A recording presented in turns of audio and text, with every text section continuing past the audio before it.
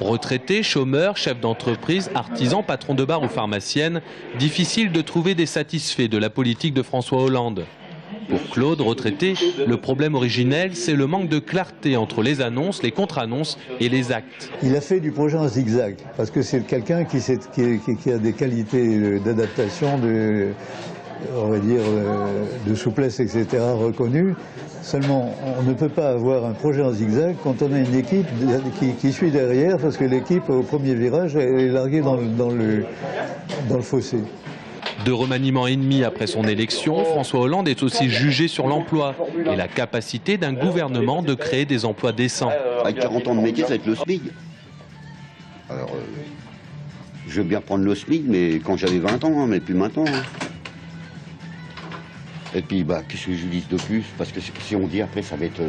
ça va être déformé. Ça va être un peu fort. Derrière le comptoir, le patron regrette, lui, la fin des exonérations de charges pour les heures supplémentaires, à l'origine censées favoriser de nouveaux emplois.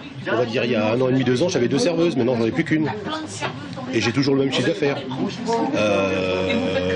Parce que j'ai pas forcément envie d'embaucher. Cette pharmacienne, installée peu de temps après ne pas avoir voté Hollande à la présidentielle, craint de mettre la clé sous la porte si la circulaire sur l'abrogation des professions réglementées devenait une loi. Moi, j'attends surtout de sauver ma profession dans un premier temps. On est prêt à faire beaucoup de choses sans prendre en otage le consommateur et rester un commerce de proximité comme on l'est actuellement. La CGPME goûte peu les politiques des gouvernements de gauche, c'est un fait. Alors le bilan à mi-quinquennat est sans appel. Que dire? Pas du bien. Si vous voulez, on a laissé la chance au président de la République. Il est venu avec sa caisse à outils. On a vu ce que faisait la caisse à outils. Augmentation du demandeur d'emploi, défaillance d'entreprises en augmentation, taxation des entreprises, plus 22 milliards en 2012, plus 24 milliards en 2013. Le bilan n'est pas positif. Quant à la CAPEB, qui représente les artisans du bâtiment, son président regrette que ce soit encore les gros groupes de la profession qui profitent des mesures gouvernementales comme sous la droite. Si on donne du crédit d'impôt compétitivité emploi, on appelle ce fameux CICE, qui est-ce qui va être le plus grand bénéficiaire? C'est les grands groupes, c'est les banques, c'est tous les grands groupes qui, eux, vont multiplier le CICE par le nombre d'ouvriers et ils ont fait le jackpot.